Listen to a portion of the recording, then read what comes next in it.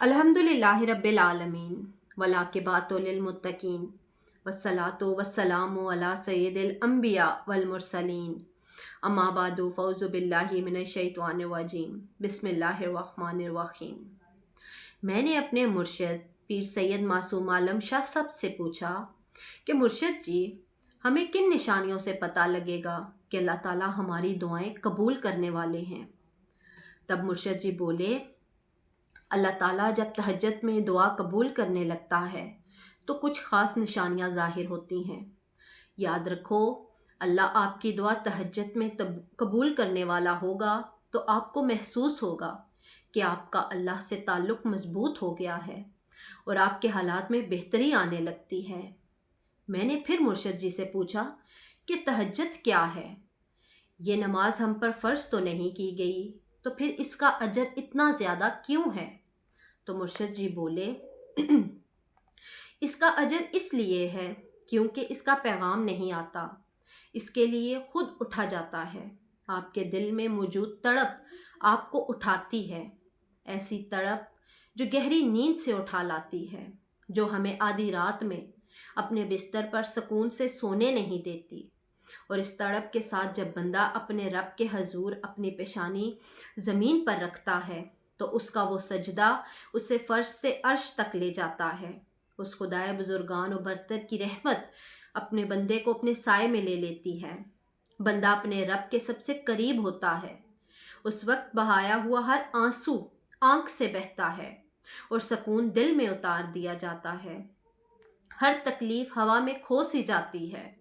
उस वक्त रब इतना करीब महसूस होता है कि लगता है कि बस वो हमें ही सुन रहा है। वो हमारे अंदर एक ऐसा यकीन पैदा कर देता है कि उसने हमारी तमाम दुआएं कबूल कर ली हैं और हमारी ख्वाहिश को सही वक्त पर पूरा कर देगा। तहज्जुद का वक्त खुदा की मोहब्बत का अरूज होता है। तहज्जुद बहुत ख़ास होती है, बहुत ही ख़ास। तहज्जुद अल्लाह की तरफ से हमारे लिए एक ऐसा बंद दरवाज़ा है जो सिर्फ़ तहज्जुद की इबादत से ही खुलता है। यह दरवाज़ा सिर्फ़ उन लोगों के नसीब में होता है जो वाकई अल्लाह के करीब होते हैं और सबसे बढ़कर अल्लाह ख़ुद उन्हें तहज्जुद की तरफ लाता है। रहता तो वो खुदा हर तरफ है, पर तहज्जुद में ख़ास स्याह काली चादर के पीछे रात की अंधेरी में सिर्फ़ वही लोग अल्लाह को देख पाते हैं जिसने अल्लाह से बेपनाह मोहब्बत की हो। उस वक्त अल्लाह और आपके दरमियान होने वाली गुफ्तगू, आंसुओं से भरी हिचकियाँ, दिल में की गई बातों की आवाज़ें सिर्फ़ अल्लाह के सिवा और कोई नहीं सुन पाता। उस वक्त तहज्जुद के सजदे में ना तो सर उठाने का दिल करता है और ना ही आसमान की तरफ से नज़र हटाने का। और अगर ऐसा हो जाए कि कभी इसी दौरान तुम्हारी अल्लाह से तहज्जुद में मुलाकात हो जाए और वो तुम्हारे रूबरू आ जाए, वो मंज़र तुम्हारे लिए मोजज़े से कम नहीं होगा। तहज्जुद पढ़ने वालों के लिए मोजज़े गायब से उतारे जाते हैं। रात की तारीकियों में जब कोई शिद्दत से अल्लाह को पुकारता है तो सारे अर्श वाले उसकी तरफ मतवज्जा हो जाते हैं। फिर अल्लाह फरमाता है, कहो क्या मांगते हो, कहो क्या फरियाद लाए हो, कहो क्यों रो रहे हो। ए दिन भर मुस्कुराने वाले, फिर जब तुम अपनी अर्जियां उसे सुनाते हो और उसके रूबरू सजदे में गिर जाते हो तो वो हुक्म देता है उन दुआओं की कबूलियत का जिनके जवाब तुम्हें लगता था कभी नहीं आने वाले। फिर वो तुमसे कहता है, लो भर दिया दामन तुम्हारा, यकीन की झोली फैलाने वाले, कुन लिख दिया गया है। अब मैं तुम्हारे नसीब में मान गया हूँ, मैं मान गया हूँ। ये तो बस इम्तिहान थे। तहज्जुद में कुछ तो ख़ास है, तभी तो मेरे अल्लाह ने इसको इतनी फजीलत वाली इबादत कहा है। कुछ तो ख़ास है, तभी अल्लाह अपनी इस इबादत के लिए पहले आसमान पे आता है। कुछ तो ख़ास है, तभी अल्लाह किसी किसी को चुनता है, जिसको चुन लेता है फिर उसके लिए मोजज़े करता है। तुम्हारा तहज्जुद तक आना ही तुम्हारी दुआओं की कबूलियत की सबसे बड़ी निशानी है। फिर तुम क्यों इसकी देरी को इसका इनकार समझते हो? तहज्जुद अल्लाह की तरफ से दावतनामा है।